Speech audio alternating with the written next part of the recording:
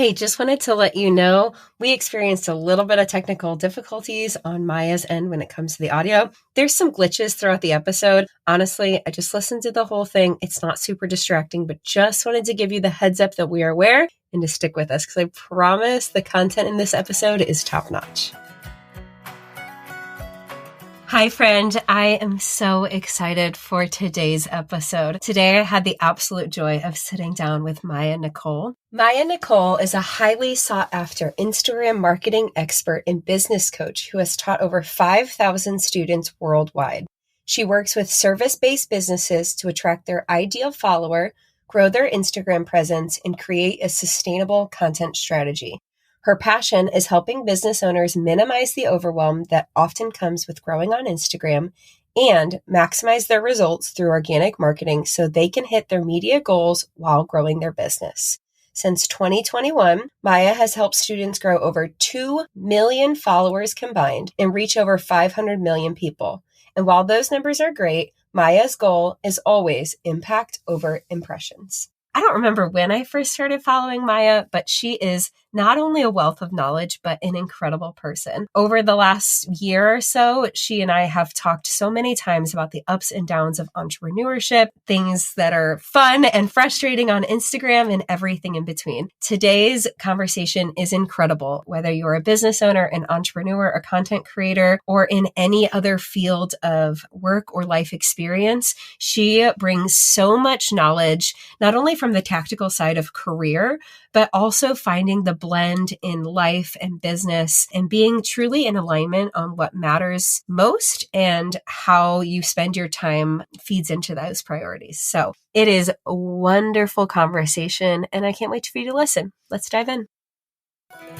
Hi, friend. Welcome to Gather and Growth, a show created for passionate, growth-focused rural women like you. From mindset work and building strong habits to exploring the unique joys and challenges of living rural, this is a show to leave you feeling joyful, inspired, and a little less alone. Together, we're on a journey of reaching for the most confident, healthy, and authentic version of ourselves, and I'm forever grateful to have you by my side. Whether you're currently running on a back road, shuffling kids to town, hopping along for a tractor ride, or 3 loads deep into folding laundry, grab yourself a nice coffee and let's dive in. Mya, thank you so much for being here today. Thank you so much for having me. I'm excited for this conversation. Me too. Oh, I'm giddy. I feel like this could be a 3-hour episode. Maybe not. Yes. But for someone who is meeting you for the first time, I would love if you could share with us, your background, how you got to where you are today, what you do, why you do it, all of the above. The floor is yours. Awesome. So I feel like I could spend probably 3 hours just telling my story alone because, just getting here, it's been quite the wild ride, but I'll give like the Spark Note version of my story. So it all started back really in November of 2019 when I got into the nursing program in my college. And it was something that I had always wanted to do. I always wanted to be a nurse. And people would ask me, why do you want to be a nurse? And I'm like, I have no idea. I literally have no idea why I want to be a nurse. That was just like the thing that I chose and I wanted to be a nurse. No idea, no reason behind it, I had no idea why I really wanted to be a nurse, but I got into the nursing program and I was stoked on life. And basically the first email that came into my inbox said, good luck having a life and having a job. Like, this is going to be really busy. And I knew that getting into it. I had talked to other people who had gone to nursing school. Like, it wasn't unfamiliar, but like actually getting that email and hearing them say like, good luck having a job and like balancing your life and a job, I was like, oh my gosh, I was also newly married at the time. College is expensive. Life is expensive. So I was thinking of ways that I could make money. And I randomly came across on my Instagram account, it was an ad that popped up on my Instagram stories that said something along the lines of like, college students, like if you're needing a job that is flexible. And I was like, check, all the boxes. That is me. Instagram totally targeting me in that moment right there. And so I reached out and it was for network marketing. And so I ended up joining network marketing in December of 2019. I didn't really join with like the intentions of like making millions of dollars and like, I don't know, like ever like full-time working online because I was in nursing school. And that was like my end goal was nursing. And so I just wanted to make just a couple extra $100 on the side to be able to help support my family. Well, I guess me and my husband, which is what I call my family.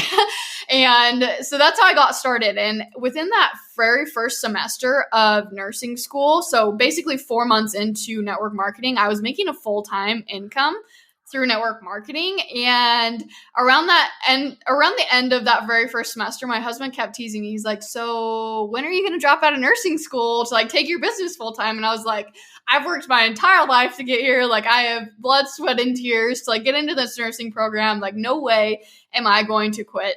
And that's also when COVID hit, was at, the beginning of 2020. And so the nursing program, being a nurse during COVID and a nursing student during COVID, was freaking wild. Like everything went online, and I was doing like all of my practice on my husband, and he's like, this freaking sucks, because like I couldn't do it. We weren't at school, we were at home. And so anyways, I got done with that semester and I had the summer off before my next semester started. And, I just kept thinking of what my husband had said. He's like, you should drop out of nursing school and take your business full time. And I was like, it kind of just like thought wouldn't get out of my head. Like I just kept thinking about it over and over again. And I remember I listened to a podcast by Rob Dial, and he was talking about basically in the podcast, he was like, if you woke up tomorrow with $500 million in your bank account, what would you do with your life?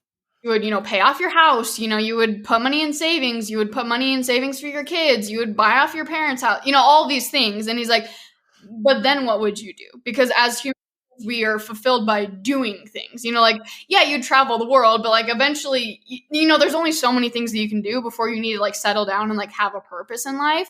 That really got me thinking. And I was like, you know what? Nursing school is not what I want to do. And I really, really loved working online. I love social media. It's been a passion for a very, very long time. Basically, ever since Instagram came out, I was the person editing all the pictures in Lightroom, like when I was in middle school, and like, I love photography. So like, I've always definitely had that passion for it, but network marketing really brought that out. And so I ended up dropping out of nursing school in August of 2020. And I took my business like officially full time, and I worked that for basically like the next 6 months. And then fast forward to May of 2021, I saw all these people who were growing with Reels. So I started a 30-day Reels challenge, and I was like, I'm going to hit 10K, or like, I'm going to grow 10,000 followers. I think at the time I was at like 2,500 followers. I was like, I'm going to grow so big, because I saw all these other people growing. I was like, this is my opportunity. I honestly had thought up until that point, the Instagram growth was dead for small accounts. So I started that 30-day Reels challenge, and nothing happened. And I was like, wah, wah, wah. Like I was so disappointed. But just me being who I am, I was like, I'm just going to go for another 30 days. Cause like, let's just see what happens. So now 60 days into this, so 60 Reels, 60 days, I had grown a little bit. Like, I think I had grown like maybe 300 or 400, which like for me was great, because like in the past I hadn't grown hardly anything at all. And so I was like, okay, let's just do it for another 30 days. So 90 days, 90 Reels, 90 days. And also I had done a few other posts in between. So about 120 posts in 90 days, which is a lot. And I finally grew. So I grew from 4K to 10K in a 2-week period, basically. Wow. And I guess if you look back, like in a 3-week period, I basically grew from 3K to 10K. And so it was crazy. And I hit that 10K mark, and I got the swipe up link, and like, I was stoked on life. Like I've made it. Like I hit 10K. And I honestly didn't think that I was going to go past that. Like I hit 10K and I was like, okay, cool. Like I've made it in life. like I felt like I had been like verified on Instagram. Like I was like this famous person that like, walking down the street, people should recognize me, like, and it obviously. was only, obviously. And it was only 10K followers. And along the way, as I was doing this, I guess 90-day Reel challenge, I was sharing my journey. And I wasn't sharing it because I wanted to be an Instagram coach or because I wanted to be social media marketing expert or anything. I was just sharing it because I knew that it would help people. And like, I was just sharing my experience. And so as I started to grow, all these people were like, hey, like, I see that you're growing. Like, I love your tips and tricks. Like, do you have coaching calls? Or like, how, like, can you help me with my business? And I'm like, hey, join my network marketing team. And they're like, I already have my own business. Like, I don't want to join your network marketing team. And so I almost felt like I was missing out on an opportunity to help people. And so I opened up one-on-one coaching calls. I think it was in September of 2021. And I didn't really think anything of it. I was just like, I'm just going to throw this out there, see what happens. Didn't really even know how to price my offer. I didn't even know what I was going to talk about on my one-on-one coaching calls. I totally, like, when people are like, just start before you're ready, like, that was me. I started way before I was ready. I had no idea what I was doing, but I was like, I'm just going to throw it out there because I really didn't expect anything to happen. Yeah. And I booked out. I stayed booked out. I think I booked out within 2 weeks of launching those calls, and I stayed booked out through the entire rest of the year. Wow. And so then I was like, there's only one me, and then there's all these people. So then I launched my course, and then I went on to launch my membership, and now here I am today. So it's just been this crazy, wild journey of like dropping out of nursing school to take my business full time to then transitioning from network marketing into this social media marketing coaching expert position where I am right now. So I guess I don't really know if that was the sparked out version of my story, because that ended up being a lot longer than I thought, but that's me. That's my story. That's how I got to where I am today. But I think there's so much to take from that, because I feel like that experience is so universal for entrepreneurs of like, I actually have no idea what I'm doing. And I just said that I was doing it. And now that I'm doing it and it's working. And I think it's so funny because when we try too hard to plan and try too hard to come up with a perfect thing, and then it doesn't work. And on the other hand, when you just kind of follow the breadcrumbs where they lead, like all of a sudden all this magic unfolds and you're like, I don't really even know how this happened. I just jumped in with 2 feet and here we are. No, seriously. People ask me all the time. They're like, wait, like how did you get here? And I'm like, I don't really even know. Like, I really, like, ask me maybe in 5 years. Like, I don't really know how I got here. And I also don't really know where I'm going either. Like, people are like, Caleb, well, what's your 5-year plan? I'm like, ask me what my 5-day plan is. Cause that's all I've got right now. I relate to that so deeply. Like, I kind of have an idea of what I guess, quote unquote, the future looks like. But yeah. Thinking a year or 3 years, I'm like, I don't know, because things, just spin and change. And like, it's not for me. Like, I was a teacher, and after that, I was in the nonprofit sector. Like, there was a more of a plan that was predetermined for me of what that was going to look like. But now being an entrepreneur, it's like, if I'm planning on a concrete level, like what 5 years from now looks like I don't feel like I'm doing something right. Because we grow and we evolve and we change so much based on the information that we're receiving and the new experiences that we have and the clients that we work with. So I think you're on the right track. It will unfold. No, thanks. And I, honestly, like, if you had asked me in network marketing, like, network marketing was my 5-year plan. It was my 10-year plan. It was my 20-year plan. And then just because I was open to opportunities, like, that's how I ended up where I am today. And that's how I ended up in network marketing in the first place. If I had said, I'm in nursing school, like, I'm just going to let my husband provide for me, I'm not even going to look for other opportunities, I know for a fact that I wouldn't be where I am today.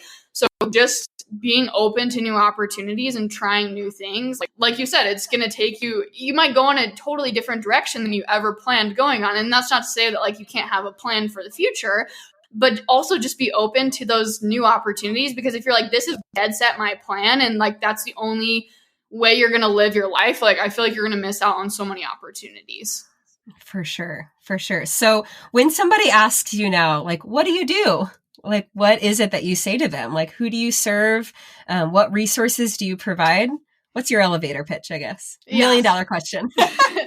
Yeah, I definitely need to work on this more. Like, I have it written down really good, but like, memorization wise, definitely need to work on that more. But I would say I'm a social media marketing and business coach. And I just added business pretty recently because I feel like that's something that's so important, not just like the growth on social media, but making sure that you're monetizing it. So you're not just like spending all of this time on there. So I would say that's like my title. And then who do I help? Product and service-based businesses, specifically, mainly like entrepreneurs or people who are entrepreneurs, solopreneurs, people who have like a smaller team, small business for sure. Very cool. I love that you brought up making sure that you're making money, because I think it's easy, especially with Instagram, to spend so much time, effort, and energy creating content for like not a specific end game of what that monetization of that looks like. And if like that's what your passion is, like by all means, like create a way. But what advice would you give for someone who's maybe looking to grow their Instagram following for a variety of reasons, but specifically for the point of growing their business or monetizing in some capacity? The first thing that I would say is I think a lot of people think, oh, I have to hit 5,000 followers. I have to hit 10,000 followers or 50,000 followers in order to start monetizing.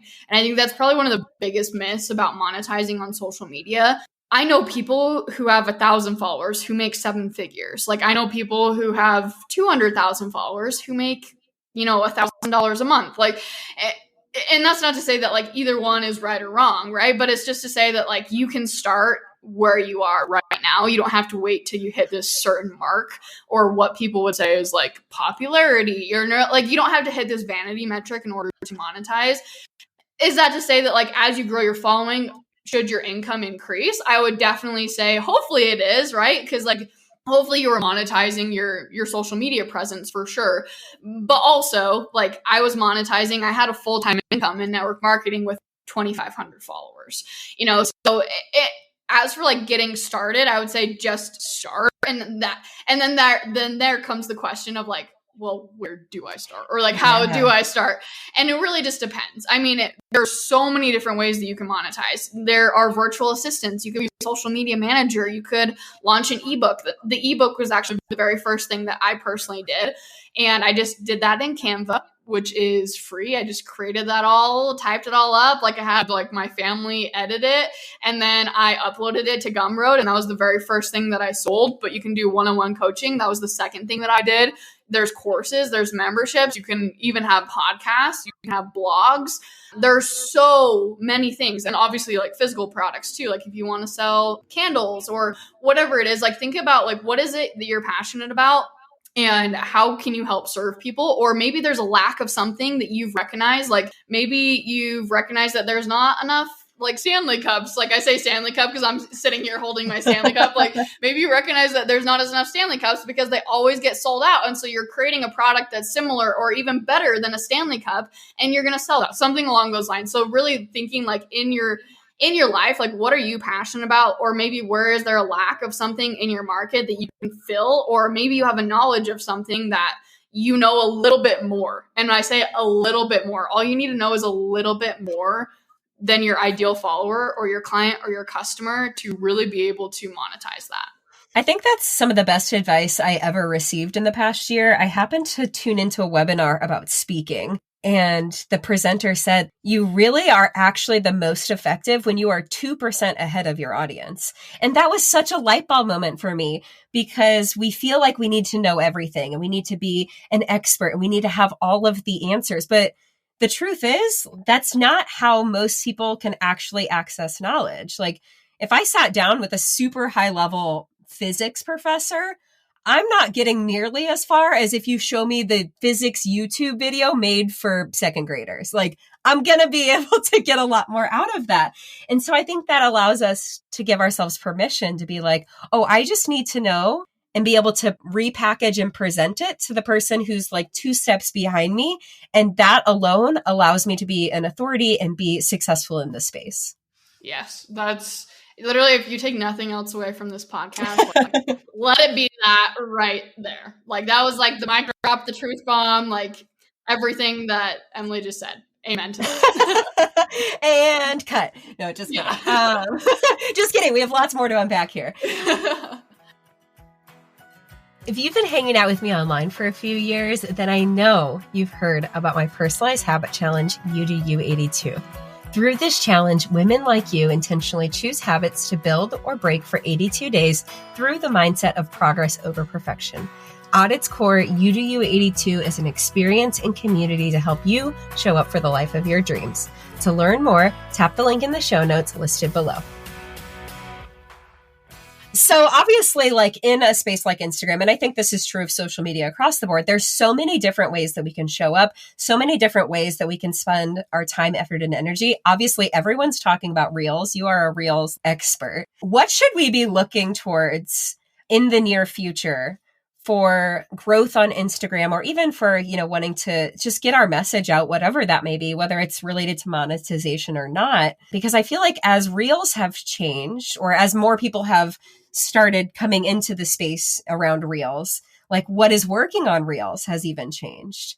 So what do you see as like the most kind of effective things to be pouring energy into over the next couple months? I think that's a great question, and honestly a loaded question, and it really just depends on your niche, because you hear all the time like reels, but I have students who are growing, tens of thousands of followers just from carousel posts and infographics. So I think it really just depends on your niche, and it depends on your audience too, and how you can best serve them. I mean, at the end of the day, like if you are someone who is more so like in the healthcare or in healthcare professional industry, their posts that are like very informative and carousel posts, they perform pretty well because they're very savable and shareable. And is that to say that like that wouldn't perform well as a reel? No, not the case, but definitely testing that. But as for like trends moving forward, I would say authenticity and more vulnerability, that's what's going to be more popular moving forward on Instagram. How do we know that? Because Instagram trends a lot like TikTok does. And on TikTok, it is a lot of the content where it's just like, hey, I'm walking down the street and I'm holding my phone and I'm going to talk to you for a second. Instagram has always been a more curated platform, so I don't see it ever being exactly like TikTok, but I do see more of that authentic content of just like, hey, I'm here sitting on my couch. Like, let's chat for a second about a certain topic, or like, I'm going to show you the day-to-day behind the scenes of my life. Having more deep conversations with your audience and like really having that authentic content that isn't quite as edited, I would say that's something that I would focus on more moving forward. But at the end of the day, though, like I said at the beginning, it really just depends on your niche and just testing. Like that is my biggest piece of advice. If something's not working, test something else. Like try something new. Social media is always going to be continually evolving. So if you're waiting for things to like slow down or like stop, if you're waiting for the glitches to stop, if you're waiting for the updates on Instagram to stop, like I hate to break it to you, but like it's not going to happen. It's just you have to keep going. And part of it sucks, but also part of it is so freeing as a content creator because it allows you to evolve, and it allows you to not be stuck in this place of like just creating the same exact content over and over and over again. So I think it's really good as creators as well. Mm-hmm. I think I've seen you post about this recently, is like that mindset of quality or quantity, and kind of what's the middle ground between the two. Because I think there's something to be said. You can overthink it, like really pour so much into quality that you almost have analysis paralysis. Yeah. But I think that we're kind of moving out of the area where it's just like post in order to grow. Could you expand on that a little bit more, on kind of what your thoughts are? Yeah, I would say I think a lot of things that go around on social media aren't like not necessarily like the full truth, but like I would say there'd be a little bit more explanation behind some of the things that get thrown around, and quality versus quantity or vice versa. Like I feel like that is something that gets thrown around a lot without a lot of the explanation. And so I recently posted about this, and basically the conversation that I felt like needed to be had is that both are important. I mean, you could post one quality post on social media once a month, and let's just say your goal is to hit 10,000 followers in 1 month. Like that's probably not going to happen. Where on the other hand, like if you're posting 7 times a day, like number one, you're probably going to get burnt out. But number two, the quality of your content isn't going to be probably as good. I mean, if it is, then like you need to come talk to me and like teach me your ways. Like that's amazing. But for most people, and even for me, like as a creator on TikTok where I'm posting multiple times per day, like I've had to figure out like my rhythm of things, and a lot of that would come down to batching. But I think that the biggest thing is just recognizing that they work hand in hand, because I also believe that quantity drives quality. Like that's something that I 100% learned on my journey as I did that 90-day reel challenge. Is I didn't really know specifically what my niche was at the time. I wasn't truly a great content creator. And that's not to say that you have to be a perfect content creator to show up. Definitely not the case. But I was still figuring things out along the way. And I think because I created such a large quantity, it really helps me to figure out what the quality was of my personal work and my personal brand as well. So they go hand in hand. You can't succeed on social media without both of them, is basically like the end thing. So hopefully that answers your question. No, I think that's really powerful insight because generally speaking, we get in so many different ideas on what we should be doing or what we should not be doing.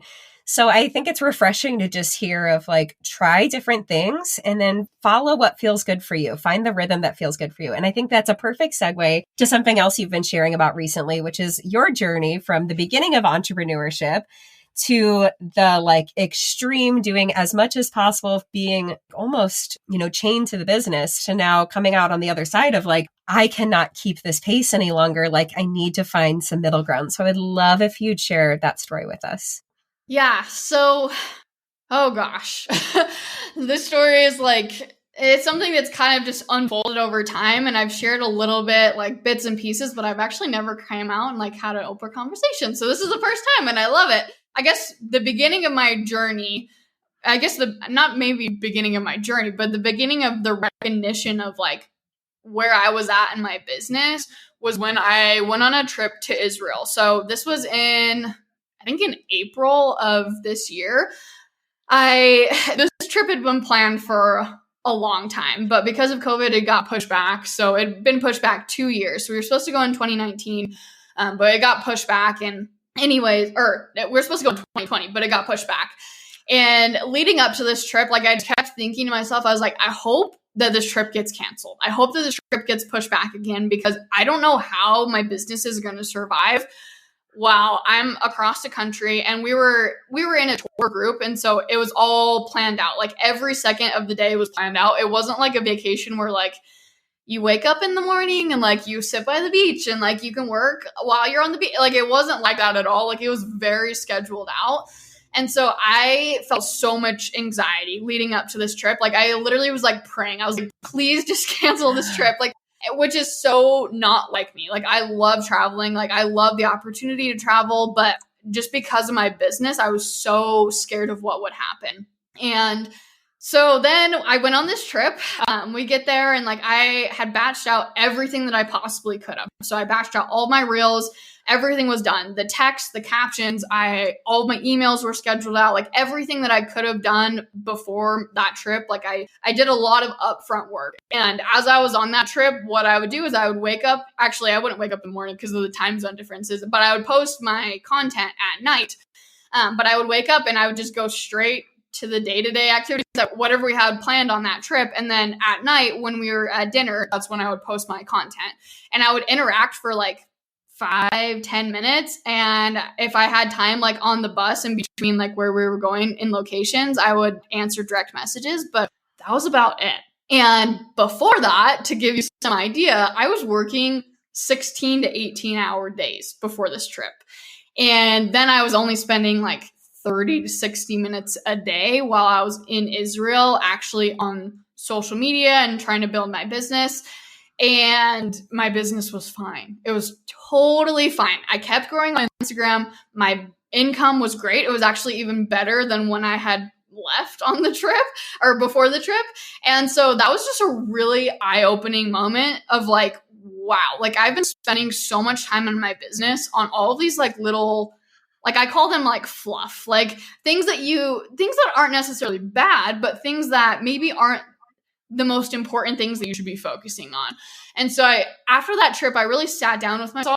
And also on that trip, I was reading a book. I think it was Atomic Habits.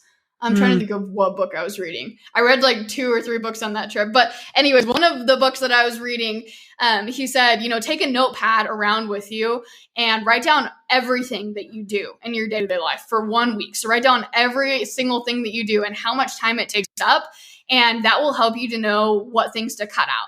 And so I did that for a week after I got back. And I recognized that I had all of this fluff, all of these things that like I was spending extra time scrolling on Instagram and like I didn't need to do that. And how did I know that I didn't need to do that? Because my Instagram kept growing when I was in Israel and I wasn't doing these things. And so it really just helped me to focus in on like, basically like what are my IPAs, my income producing activities in my business. And then also like my IPGs, like my income producing growth activities on Instagram as well. And so basically, to like sum it up, I went from working 16 to 18 hour days to working 6 to 8 hour days and also taking vacations. Previously, like I worked even on Christmas. Like I didn't take Christmas off. I didn't take take Thanksgiving off. Like there was no time in my business that I took off.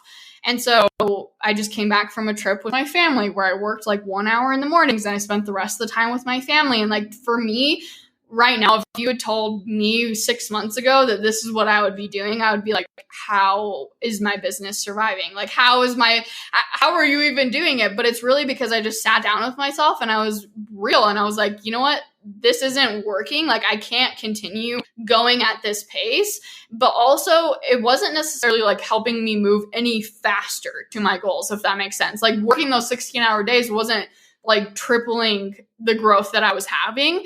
And so it didn't make sense for me to continue on in that pace. And so just really sitting down and having that honest conversation and really basically auditing my life and being like, hey, what are the things that I can cut out? And like, how can I better maximize my time in my business, which, you know, came with setting boundaries, you know, clocking off at 6 o'clock is a non-negotiable for me.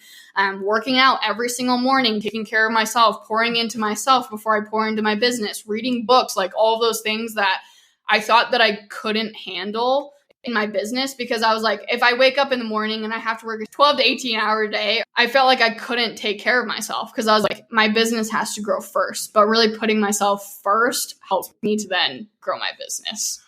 Right. And not only does it help you to sustain or grow, but drastically diminishes the level of burnout that you were inevitably going to reach at some point. And I think the fact that you kind of tapped into this level of self-awareness by force of going on this trip, like, gosh, what it saved you from, like, how much longer would you have continued to run at that pace, and what like repercussions would have that have had on your relationships, on your mental health, on your physical health? I've really loved watching that awareness and that journey unfold for you. And I think regardless on, if someone listening, if you have a business or you don't have a business, I love Mya's advice on just like auditing your time. Because so often we say, oh, I don't have time for that, or I can't do this. And, there are some parameters on what we have to accomplish during a day. But I know I'm super guilty of spending a whole lot more time than necessary scrolling Instagram or doing who knows what else. So what were some of those things that you cut out to go from hypothetically 18 hours to a 6 or 8 hour workday? Yeah. So it honestly wasn't anything that like, you're going to be like, wow, that was mind blowing. Like it was simply things like I was checking my email like 10 to 15 times a day. And I was also spending so much time like thinking about what I would say to those emails instead of just like being myself. Cause like it was like with brand partnerships and stuff. And I felt like I had to fit into like this perfect mold of like exactly what to say. And like, I didn't go to college for business. I didn't go to college for communication. Like I don't have the perfect way to say things, And so I felt like I was getting so caught up in like trying to be this perfect person. And same thing with Instagram as well. Like not necessarily that, my content creation was taking up all this time, but like I felt like when I showed up on my stories that it had to be this perfect curated version of my life. And if you have been following me on my stories, like my stories have been so different within the last month and a half. And it's because I've just taken the shift of like, I just want to be who I am on social media. And that's not to say that like I've been a fake version of myself on social media. Not the case, but I was just showing up in a very edited way, basically. And so I would say emails is a big one. Scrolling through Instagram was a big one. Even just like posting more than I even needed to on social media. And I would say another thing is I was focusing way more on my social media than I was on my business. And that was taking a huge toll on my business. Obviously, you need your business to make money. And I was like, why am I not making money? It's because I'm not spending any time on my business. And so there were all these different like small realizations. And in between all of that too, I recognized how much time I was just wasting. And what I meant by wasting would be like in between tasks, I would take like a 30-minute scroll break on Instagram, or like I would, just do like all these like little things that were like breaks. And not to say that like breaks are bad, not the case at all, but like there were all these things that they were just taking up time. It was just fluff. And so I sat down and I was like, okay, I need to have a 1 hour power hour at the beginning of every single day. And in that power hour, I'm going to accomplish all of my most important tasks. So these are my IPAs, the things that are my income producing activities in my business, because I really want to focus on my business. And if I accomplish nothing else in the day outside of that 1 hour power hour, then it's okay because I have accomplished the most important things. And then I time block outside of that. So now I only check my email every other day and I give myself like 10 minutes. I'm like, okay, you have 10 minutes. And it's kind of like a race. Like it's a little game that I play with myself. I'm like, okay, you have 10 minutes. And for someone like me, I hate responding to emails. Like, I don't know what it is. Like, I just don't like emails. I'd rather that you text me. I'd rather you direct message me. But for some reason, emails just give me so much anxiety. But when I give myself this time frame of like, hey, you have 10 minutes, like I'm going to get it done and I'm going to knock it out instead of me spending 2 hours like bowling over the idea of like responding to these emails. Same thing with social media too. Like obviously I've always been batching my content. I always recommend batching content, but like getting on and then getting off. So posting my content, engaging, and then getting off, and then maybe checking my direct messages one other time during the day. Like you don't need to be spending all this excess time. So I would say like I don't know, people who are listening to this are probably thinking like, hey, that's cool. Yeah, she's running this business, but that's different than my business. But like we were talking about, it really comes down to like auditing your time. Like it's going to be different for you than it is for me at the end of the day. But it really is just like sitting down with yourself and saying, am I using my time in the best possible way that I could be using my time? Because I can promise you that the answer is probably no. But there are probably some things that you can cut out.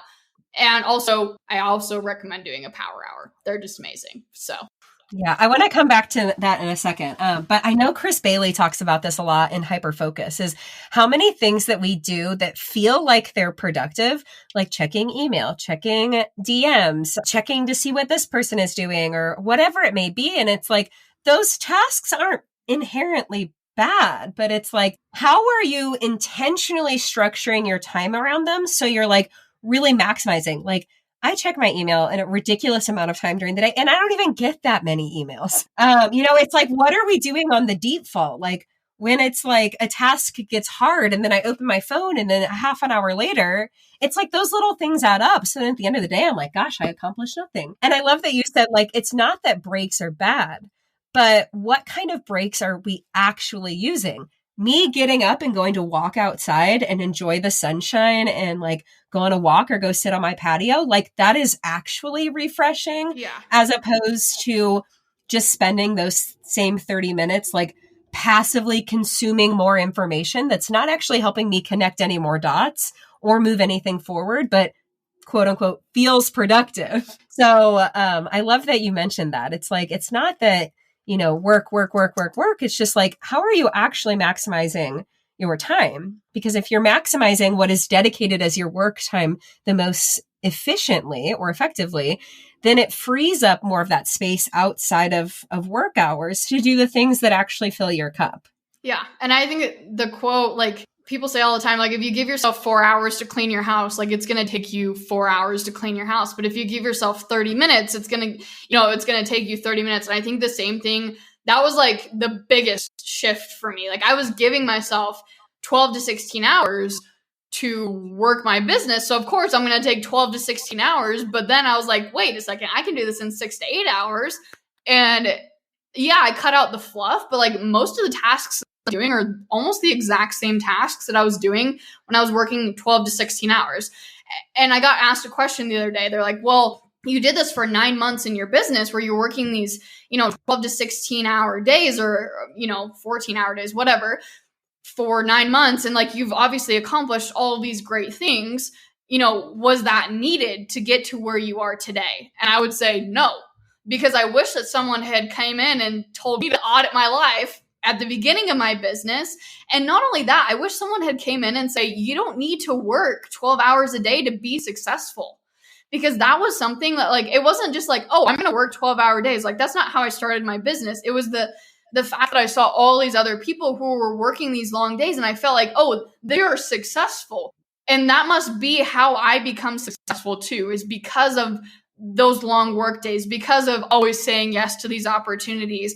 And so it really just took me like sitting down and being like, okay, that is not my definition of success. That shouldn't be the definition of success. And like, what are my goals in my business? It's not working 12 to 16 hour days. It's not, throwing my body like off the line and like not focusing on my health. It's not, throwing my relationships out the door, to be successful. Like that's not my definition of success. And so really sitting down and being like, what is my definition of success? Like, how can I get there? And how can I set boundaries that still keep my life healthy and my relationships healthy and my goals and my dreams healthy while also having a thriving business? Because you can do both. So I wish someone had sat down and said, it's okay to work 6-8 hour days. And even if you get there in half the amount of time, like I promise that you're going to be thriving 100 times more than you would spending all this time. So I wish that that's something someone had said to me earlier on. Well, and I think generally speaking, whether or not you own a business, it's easy to get trapped up in what someone else is doing and start living our life accordingly because we feel like we should. Successful entrepreneurs work 16-hour days. This is just my life. And then you're like, is this even why I started a business? Yeah. And I think that comes up in anything, whether it's being a farm wife or being a mom. Like the more we try to emulate how someone else is doing it, and the further we get away from what feels alignment for us, the greater that disconnect grows. And then that's when we feel burned out, or we wake up one day and we're like, I don't even know what life I'm living. This is not what I signed up for. And I love that you had that awakening like sooner rather than later, because you said you left nursing school because you didn't want to, have no life because of nursing. And then the irony is that's what you created for yourself. And I have to check myself in that too. It's like, I have all of these goals and dreams that I want to accomplish, but I have to remind myself, do it in the way that honors life as a whole. Like that is my goal, is to live a well-balanced, and balance is a whole crazy, that's a whole other podcast episode that's coming. But like what feels in alignment? Like what are your priorities and how do you best optimize your time to make space for everything that's important to you? Because, our work is where we drive impact. And I think when you care so much about something as you do, your clients and the work that you're doing, it's easy to pour yourself into it. Yeah.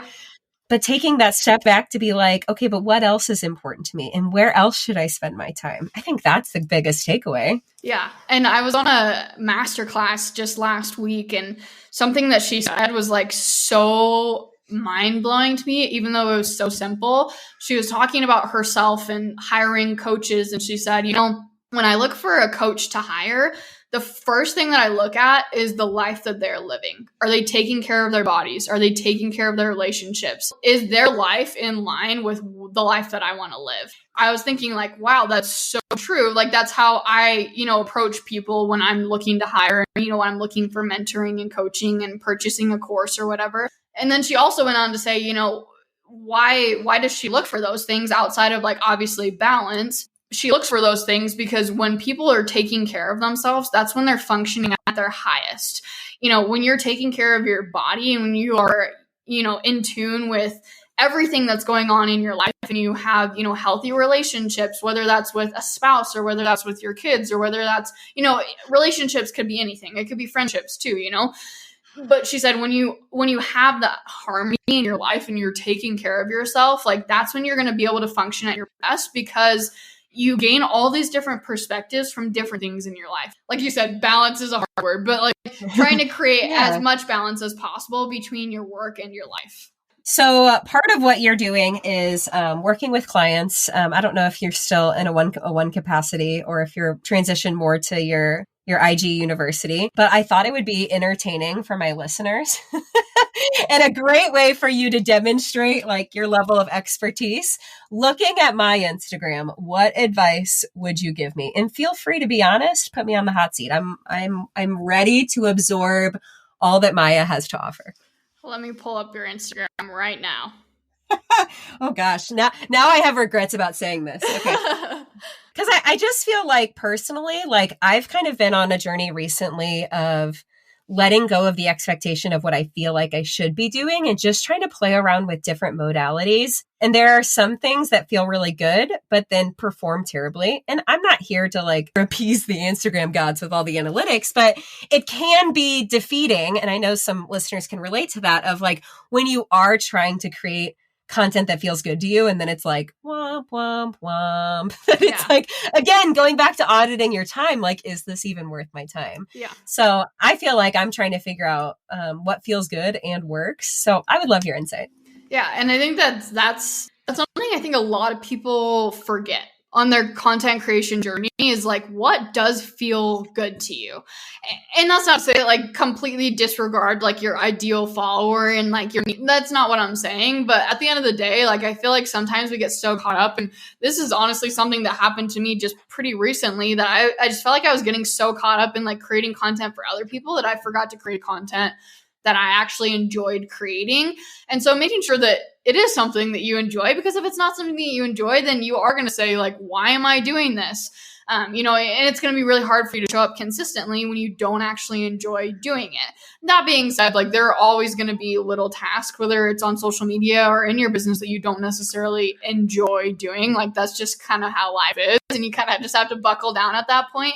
But do make sure that you are enjoying the journey for sure. And I would say, as I'm looking at your Instagram account, the biggest thing that I would recommend, and this is something I see quite frequently on Instagram accounts, is one of your posts, whether that is a post or a reel, whatever it is, if one of your pieces of content showed up on someone's explore page, would they know what your niche is? So really asking yourself that question every time you post. And that's not to say that like the reel itself has to cover, all of your bases. It could be the caption that covers it. It could be the hook that draws your ideal follower in. But the reason why I say this is the biggest thing is because a lot of times we think as content creators, because we're the ones that are consuming our content, all the time. We're the ones that are looking at it and we're like, oh yeah, this makes sense. But sometimes you need that outside perspective, those outside eyes to be like, hey, if this showed up on someone's explore page, which hopefully you are showing up on people's explore pages, and they tap into that reel and they're like, wow, this is amazing. And then they come over to your Instagram account and then they're like, wait a second, this doesn't quite line up. Like I thought that this reel, like her niche would be something else, but it's not. And so when you really sit down and you ask yourself, like, would this make sense to my ideal follower if it showed up on their explore page? If yes, then great, you're on the right track. But sometimes I think we, again, because we see our content so much, we're like, oh yeah, this makes sense. Like this is how this all ties together. But your ideal follower, just any viewers in general, are like, wait a second, that doesn't make sense. That doesn't tie together.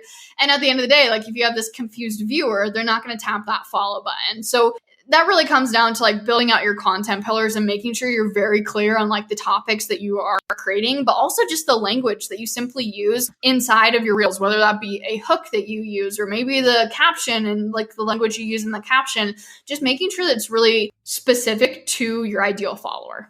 I love that. That's so good. Because you're so right. When we are in the thick of content creation, like, well, it makes sense in my head. Everybody knows, but that's so true. Or I even think about like, oh, maybe there's something I haven't talked about in a long time. And I'm like, that's probably not a good thing if someone is just coming to find me. Yeah, no, for sure. And I think totally something that we forget about too is like, oh, I posted about it once. I'll just everybody should know. Yeah, everybody should know it. And it's like, obviously, yeah, you have all these new people coming in. So that's where that repetition comes in. And that's not to say you should post about the same thing 4 times in 1 week, or maybe not even 4 times in 1 month, but like, how often are you talking about these things? And how often are you looking at your insights to really dig deep into like, hey, this is working. Hey, this isn't working. Because a lot of times we do get so caught up in just like posting and looking at the numbers on the individual post that we don't really take that, again, that outside, like opening up that lens of like, hey, this is where I'm at. Here are my goals. And these are the posts that are actually going to help me get to my goals. And does this make sense to not just me, but also to my viewers? And is it also simple? Because I think that's another thing too, is like, as content creators, we kind of overcomplicate things because we are, those 2 steps ahead of our ideal follower. We're like, oh yeah, this makes sense to me, but is it simplified enough for your ideal follower that it makes sense to them too? I think that also even just goes back to the conversation of auditing your time and what you should be doing. I can think of several posts that I've made that, yeah, maybe someone got something out of them, maybe, but like, was that the best use of my time? Yeah. Did that actually articulate the bigger message that I want to get across, or like, help move someone along on the journey that I'd love them to be a part of? And, it's not as quick as just like typing up a caption and throwing a picture on it. Like even the most simple post, by the time you write it, edit, post, engage, like that's an hour and a half, 2 hours of your day. And if everything you're doing isn't have intention behind it, then is it worth your time? No, for sure. Full circle. Yeah. No, yeah. And that was totally something like, even when I was talking about like what I was posting on my stories, it was like, I want to utilize my stories to grow my business, but I was posting like this perfectly curated content that wasn't getting me anywhere. It was just to have content on my story. So not to say again that, just like going back to like, are breaks bad? No, they're not bad. But like, how are you using those? How are you using whatever it is that might be that fluff in your business? How can you transition that to be something more intentional? Yeah, I even think about, obviously we're both entrepreneurs, so we talk about entrepreneurship, but I even think back to when I was a teacher or when I was full-time at the Y. Gosh, how much stuff that I did that probably wasn't even necessarily worth my time, effort, and energy. So I think that lesson can transcend no matter what line of work you're doing, or even as a stay-at-home mom, like what can you let go of that isn't necessarily worth spending time on? I think that's a universal message. So for sure. Before we close, 2 final questions. For you, what does personal growth mean for you, and how does that look in your life? Ooh, that's a great question. Personal growth for me is just looking back on the day before and recognizing that there has been change. Not necessarily, obviously you can look back on months in the past and years in the past, but for me, it's just looking at myself and like really having tunnel vision on my journey and like making sure that where I'm going is really in line. And, as I do look back on, what did I do yesterday, or like, where was I at yesterday, and making sure that it is in line with where I'm wanting to go. Love that. Love that. So I'm sure that everyone who has listened just cannot wait to get to know you more. So where would you like to send them to hang out, social media channels, all the things? What are you working on? How can someone get to know you better? So I am basically at Mya Nichol on everything. So you can find me on Instagram, on TikTok. Instagram is my main platform, but I'm also on TikTok and also on Pinterest. Mya Nichol is my website as well, if you want to connect with me on there. I have an email list course that is launching at the end of this month. That is my next up and coming offer. But if you're looking for Instagram growth, come and hang out in my membership, IG University. I would love to chat with you there. It's super fun. We have guest speakers on there. There's lots of trainings, learning about the ins and outs of Instagram, building a strategy. You can ask questions in there. So it's a lot of fun.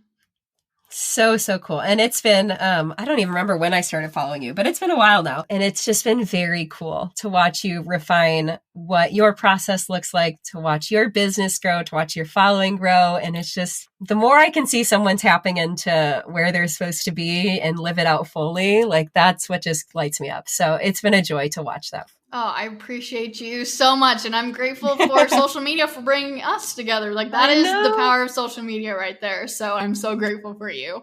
Absolutely. Feeling is so mutual. Thank you, Mya. Thank you. Alas, the moment we've all been waiting for. As part of our podcast launch celebration, we hosted a giveaway for 2 $50 Amazon gift cards. Watching your shares, stories, and reels about the show pop up throughout the week was the most incredible emotional experience. After pouring my heart into creating this for you, seeing your takeaways and your connections for each episode was simply indescribable. That being said, drum roll please. Our winners are Lauren J. Bondi and Growing and Cultivating Students. Again, thank you for each and every way that you have shared this podcast with the people in your circle over the past few weeks. In fact, my favorite feedback that I got about Gather and Grow throughout launch week was from women who found the show solely through your shares. You are bringing this dream to reality, and I am eternally grateful for your love, encouragement, and support. Congrats to our winners! Have I told you today how much I appreciate you? I'd like to imagine this was a meaningful backyard patio kind of chat between friends sipping LaCroix at sunset. If you enjoyed today's show, please take a screenshot to share or forward this episode to a friend. You can also find me at Emily Rushell over on social to continue the conversation. It's truly a joy to hear what tidbits and takeaways made an impact on your day. As always, all links and resources mentioned in today's episode can be found in the show notes listed below or over at emilyrushell.com. Special thanks to my podcast manager, Jill Carr, for the time and love she puts into producing Gather and Growth for this community. What a blessing it is to be on this personal growth journey together. Forever grateful for you.